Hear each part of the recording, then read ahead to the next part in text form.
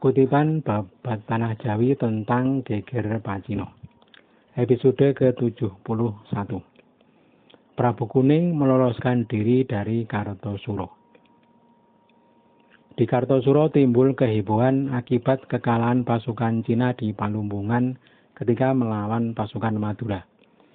Berita kedatangan pasukan Madura yang sepak terjangnya mengerikan membuat warga Kartosuro ketakutan. Banyak di antara mereka memilih meninggalkan kota. Prabu Kuning segera mengadakan pertemuan mendadak. Sang Prabu merintahkan kepada Adipati Mangunoneng dan Raden Martopuro serta Kapitan Sapanjang untuk segera mengirim pasukan menghadapi pasukan Madura. Prabu Kuning berkata, "Kerahkan semua pasukan, tinggalkan sedikit saja untuk menjagaku di kota." Kedua punggawa dan Kapitan Sapanjang menyembah lalu undur diri. Dua punggawa segera bersiap. Mangunoneng dan Martopuro telah mengerahkan seluruh pasukan dan persenjataan yang ada. Tak ketinggalan meriam pun dibawa. Martopuro mendahului berangkat bersama pasukan Cina dan para panegarnya. Perjalanan mereka dipercepat. Tidak lama kemudian mereka telah sampai di desa Baturono. Setelah menginap semalam, pagi hari pasukan Martopuro kembali melanjutkan perjalanan.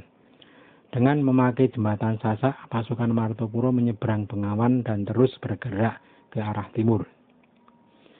Pada saat yang sama, Mangunoneng telah mengumpulkan pasukan yang tersisa di Kartosuro dan segera berangkat.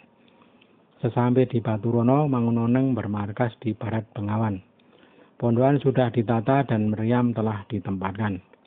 Juga telah dibentuk pasukan sayap kanan dan kiri. Mangunoneng bermaksud membuat benteng pertahanan sebagai cadangan. Bila pasukan Martopuro kalah, mereka bisa mengungsi ke bentengnya. Sementara itu, para prajurit Martopuro yang telah menyeberang Bengawan banyak menderita sakit mata. Mata mereka bengkak semalaman. Ketika pagi menjelang, bendi ditabuh menggema ke angkasa. Martopuro bersiap memimpin pasukannya dan mengambil tempat di Gerompol. Setelah sampai di Gerompol, musuh sudah terlihat. Pasukan Madura telah bersiaga dengan gelar pasukan mereka. Tampak pasukan Madura kuat. Di bagian dada terlihat diisi pasukan darat. Pasukan mancanegara tampak menempati bagian sayap, tetapi posisinya agak jauh di belakang. Pasukan Kartosuro segera menata barisan. Bagian dada diisi pasukan Cina. Pemimpin pasukannya adalah Raden Martopuro dan Raden Pringgoloyo. Tidak lama kemudian, pertempuran sengit pun pecah. Pasukan Madura dan pasukan Cina sama-sama berani. Kedua pasukan terlihat baku tembak. Pasukan tombak Madura segera maju menerjang, tidak peduli dengan berontongan senjata pasukan Cina. Pasukan Cina menyambut terjangan pasukan Madura dengan pedang abir. Kedua pasukan sudah terlibat pertarungan jarak dekat. Pasukan Madura terus merangsek dengan ganas. Pasukan Cina terdesak. Sayap yang dipimpin Raden Mloyokusumo dan Raden Baurekso sudah patah. Kedua punggawa sudah lari ke belakang. Martopuro maju menghadang pasukan Madura bersama Pringgoloyo. Keduanya bersamaan menerjang. Namun musuh terlalu banyak. Serangan Martopuro dan Pringgoloyo tak menghentikan gerak maju pasukan Madura. Dari kiri kanan tampak pasukan mancanegara telah bergerak maju mengepung pasukan Cina. Martopuro dan Pringgoloyo tak lagi mampu menahan. Mereka berdua pun mundur. Pasukan Madura terus mengejar. Pasukan Cina terpojok di tepi Bengawan. Raden Mloyokusumo yang telah lari duluan nekat menceburkan kudanya ke sungai. Pasukan Cina yang berada di belakangnya banyak yang tak selamat dibantai pasukan Madura. Banyak juga yang tenggelam ketika menyeberang. 3 punggawa, Raden Suroloyo, Ki Baurekso, dan Ki Kartowiryo lari menyisir bibir Bengawan terus ke atas mencari jembatan.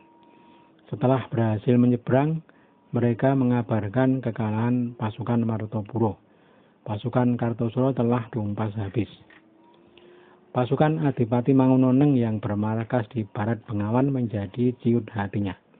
Ki Adipati Mangunoneng memerintahkan pasukan yang berada di barat Bengawan untuk menyeberang memberi bantuan.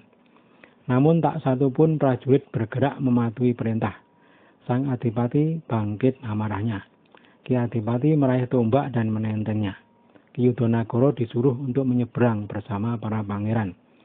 Seorang anak Mangunoneng bernama Undakan ikut menyeberang. Namun mereka tak mampu berbuat banyak. Ketika malam menjelang, mereka kembali lagi menyeberang ke barat. Mangunoneng berusaha menahan agar mereka tetap di timur Bengawan. Bahkan jembatan Sasak pun diputus. Mangunoneng tak tahu kalau yang akan menyeberang adalah anaknya sendiri. Saat itu Undaan dan Pangeran Arya Mataram tengah berada di atas Sasak. Ketika Sasak diputus, keduanya tercebur ke Bengawan. Semalaman pasukan Kartosuro berusaha menyelamatkan keduanya. Pasukan Kartosuro tertahan di timur Bengawan. Baru pukul 3 malam Mangunoneng memerintahkan agar jembatan diperbaiki. Mangunoneng kemudian mengirim utusan ke kota. Semua pasukan Cina yang masih ada diminta untuk membantu ke Baturono.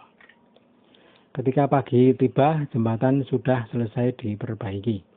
Para pembesar Kartosuro yang masih bersama Mangunoneng adalah Pangeran Buminoto, Pangeran Arya Mataram, Pangeran Singosari, Ki Baurekso, Raden Suroloyo, dan Ki Yudonagoro. Satu persatu para pembesar tersebut pergi. Ki Baurekso pamit ke belakang. Ki Suroloyo beralasan mengumpulkan pasukan. Namun keduanya tak kembali. Mangunoneng memerintahkan Ki Yudonagoro untuk kembali menyeberang ke timur Bengawan bersama para kerabat dari Pati. Sementara itu pasukan Madura yang berada di Tunggon sudah bersiap bergerak kembali. Mereka berkumpul di tanah lapang. Tampak jajaran prajurit Madura terlihat seperti hamparan bunga. Adipati Mangunoneng memerintahkan Tumenggung Kartowiryo Pati dan Tumenggung Yudonagoro Banyumas untuk bergerak maju ke Ganggang. Kedua pasukan sudah bertemu dan pertempuran kembali pecah. Kedua kubu saling tembak dengan sengit. Para prajurit Madura semuanya berkepala gundul. Pasukan dari Pati dan Banyumas terdesak. Mereka mundur menghindari amukan prajurit gundul dari Madura. Saat itu aliran sungai sedang surut. Mereka langsung menyeberang tanpa melalui jembatan Sasak. Adipati Pati sudah bersumpah kalau pasukannya mundur akan ditembak pakai meriam sendiri. Namun ketika melihat pasukan Madura mengejar dengan ganas, Ki Adipati lari tak peduli dengan meriamnya. Ketika bertemu dengan Raden Suroloyo, Adipati Pati berkata, "Saya akan memanggil pasukan Cina maju. Engkau majulah duluan." Raden Suroloyo menyatakan siap. Ketika Adipati Pati Mangunoneng berlalu, Raden Suroloyo berucap, "Maju kepalamu itu. Memangnya aku tak tahu kalau engkau akan minggat." Raden Suroloyo layu menyeberang ke selatan menuju Kadawung. Namun segera ingat bahwa Ratu Ageng masih berada di dalam keraton. Barangkali Ratu Ageng akan keluar melalui pintu selatan. Kalau benar, maka dia akan menyelamatkannya dan membawanya kepada Panembahan Brawijaya. Dengan demikian ada alasan untuk memohon ampun. Raden Suroloyo lalu kembali ke utara, namun baru saja menyeberang ke pergok pasukan Madura. Raden Suroloyo kembali menyeberang ke selatan Bengawan. Ketika di selatan tak dapat naik, kembali lagi menyeberang ke utara. Sudah 6 kali Raden Suroloyo bolak-balik berenang di sungai. Raden Suroloyo lalu ingat kalau Raden Ayunotokusumo masih berada di Pangabeyan. Dengan berjalan kaki, Raden Suroloyo bermaksud menengok. Namun tempatnya sudah kosong. Raden Suroloyo lalu berbelok ke Endo.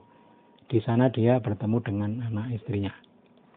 Sementara itu di istana, Prabu Kuning sudah kehabisan punggawa. Prabu Kuning memutuskan untuk meninggalkan keraton. Pada tanggal 28 bulan puasa, Prabu Kuning keluar istana melalui pintu selatan. Adipati Mangunoneng menyertai kepergian Prabu Kuning. Adapun Martopuro telah lari ke arah barat. Pasukan Cina banyak yang menyertai raja mereka. Ada pula yang ikut dengan Raden Martopuro. Martopuro lalu berhenti di Endo, lalu menilapkan prajurit Cina. 80 prajurit Cina ditinggal Martopuro di waktu malam. Keesokan harinya prajurit Cina ditipu oleh orang Indo. Mereka mengatakan akan menunjukkan tempat sembunyi Raden Martopuro. Tetapi mereka disesatkan dan dibunuh. Semua barang-barang mereka dijarah orang Indo.